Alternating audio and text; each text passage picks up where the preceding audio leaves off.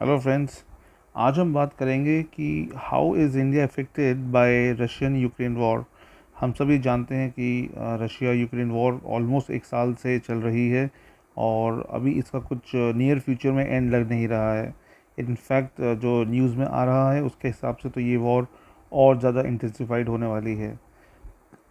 पूरे वर्ल्ड में ग्लोबली इस वॉर का काफ़ी फ़र्क पड़ा है। हम सब ने न्यूज़ में देखा है, ऑयल प्राइसेस में, उसकी वजह से पूरे गैस प्राइसेस में, क्योंकि यूरोप जो है वो काफ़ी ज़्यादा गैस पे डिपेंडेंट है, रशिया पे। इंडिया भी काफ़ी चीज़ों पे यूक्रेन से और रशिया से डिपेंडेंट था। जो सनफ्लावर ऑयल है, जो कि काफ़ी जिसकी जो यूटिलाइजेशन इंडिया में होती थी, वो सारी की सारी ऑलमोस्ट 50% से ज़्यादा वो यूक्रेन से आता था।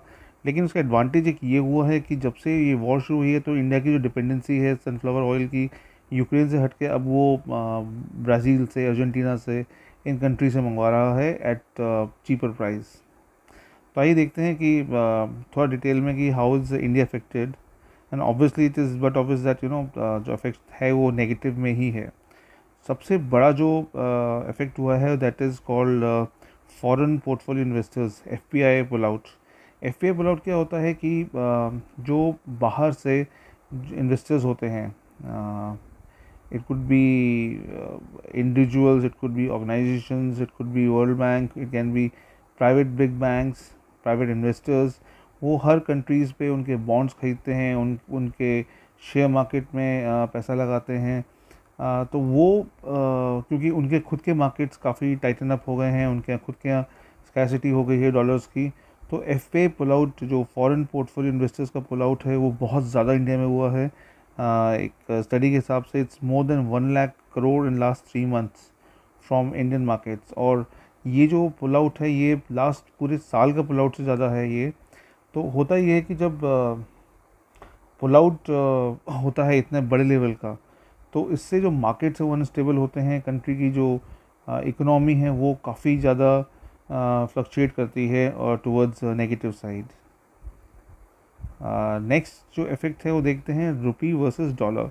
जो पहला हमने इफ़ेक्ट देखा था which is the pull out of foreign portfolio investors, उसी का जो डायरेक्ट रिपल इफ़ेक्ट है वो रुपी डॉलर का जो बैलेंस है उस पर होता है।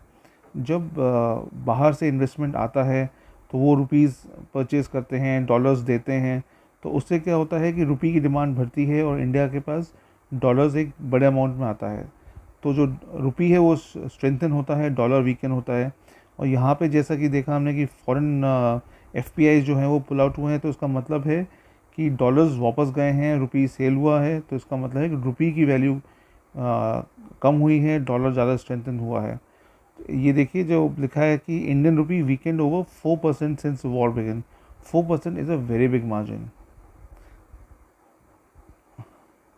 The next effect which has hit the whole world directly, globally सबको ज़्यादा सबसे ज़्यादा नुकसान हुआ है क्रूड ऑयल प्राइसेस से। Crude prices rose by nearly 25% amid the war. February 24 को जो पर बैरल पे रेट था दैट वाज $99.08, और वही रेट मई 31 तक पहुंच गया $122.84 पर बैरल। तो ये देखिए, जब क्रूड ऑयल जब बढ़ता है, किसी भी कंट्री में क्रूड ऑयल अगर बढ़ता है तो उससे पूरा का पूरा इकोनॉमी में फ़र्क पड़ता है, क्योंकि हर कुछ इलेक्ट्रिसिटी क्रूड ऑयल से बनती है। जो हमारा ट्रांसपोर्टेशन है किसी भी मटेरियल का, वो क्रूड ऑयल से होता है। रेलवेज क्रूड ऑयल से चलती है। तो जहाँ तेल महंगा हुआ, आप ये समझिए कि सारी कमोडिटीज़ महंगी हो गई। जहाँ तेल सस्ता होता है वहाँ सारी कमोडिटीज़ सस्ती हो जाती हैं। तो जैसे ही क्रूड ऑयल बढ़ा, पूरे वर्ल्ड में इसका अफेक्ट हुआ है। इंडियन इकोनॉमी में बहुत नेगेटिव इफेक्ट हुआ है इसका। लास्ट में हम देखते हैं कुछ डेली आइटम्स जो उनमें क्या फ़र्क पड़ा है।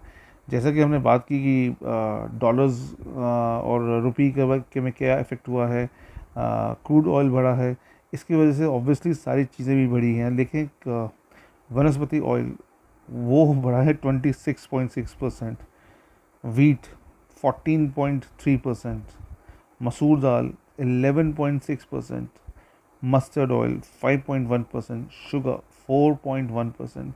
ये वो आइटम्स हैं जो डेली यूज़ वाले आइटम्स हैं। ये देखिए, ये 26% से 4%, 5% इनका इंक्रीज़ हुआ है।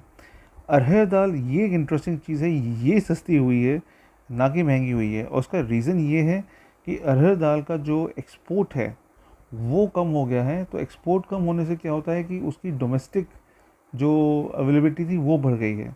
तो इस वजह से अरहर की दाल ही एक्सेप्शन है जो कि सस्ती हुई है। आई होप एटलीस्ट इससे जो जो लोअर मिडिल क्लास है, जो पुअर क्लास है, उनको कुछ तो रिलीफ मिला होगा, लेकिन बाकी चीज़ों को काफ़ी महंगा वो होना पड़ा है।